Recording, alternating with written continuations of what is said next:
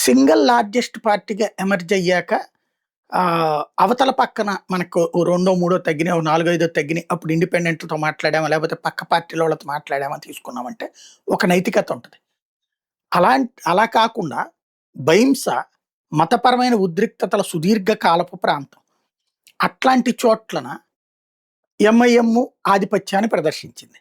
దాన్ని దెబ్బ కొట్టడానికి ఇండిపెండెంట్‌లని, ఇతరులని అందరినీ కలుపుకొని వాళ్ళల్లో ఒకళ్ళకి చైర్‌పర్సన్ ఇండిపెండెంట్‌లో నుంచి, ఒకళ్ళకి ఏది బీజేపీ రెబెల్స్‌లో ఒకవైపు, ఎంఐఎం రెబెల్స్ ఒకవైపు ఉన్నారు.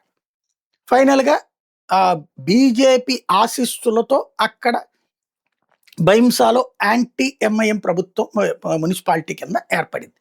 ఇది నైతికమేనా? ఎమ్మెల్యే చక్రం తిప్పారు, కథ నడిచింది, అంతా బానే ఉంది. బట్ నైతికమేనా? నా దృష్టిలో అయితే అనైతికం. నిజామాబాద్‌లో బీజేపీ నోటి దగ్గరకొచ్చిన ముద్ద లాక్కోవడం ఎట్లాంటి అనైతికమో, బైంసాలో ఎంఐఎం నోటికొచ్చినటువంటి ముద్ద లాక్కోవడం కూడా అలాంటి అనైతికమే. దీనివల్ల పార్టీకి ఒరిగిందేమో తెలీదు గానీ, అక్కడ ఉన్నటువంటి ముస్లింలు మరింత పోలరైజ్ కావడానికి ఉపయోగపడుతుంది. హిందువుల్లో పోలరైజేషన్ ఉండదు. నిజామాబాద్‌లో పోలరైజేషన్ జరిగిందా హిందువుల నుంచి? లేదు. కానీ ముస్లిం పోలరైజేషన్ పెరుగుతుంది. ముస్లిం పార్టీకి అన్యాయం జరిగిందన్నప్పుడు. ఇది తెలిసి చేసిందా, తెలియక చేసిందా అన్నటువంటిది పక్కన పెడితే, బైంసాలో ప్రస్తుతానికైతే భారతీయ జనతా పార్టీ ఆశీస్సులతో యాంటీ ఎంఐఎం వాళ్ళు ఇప్పుడు మున్సిపాలిటీని కైవసం చేసుకున్నారు.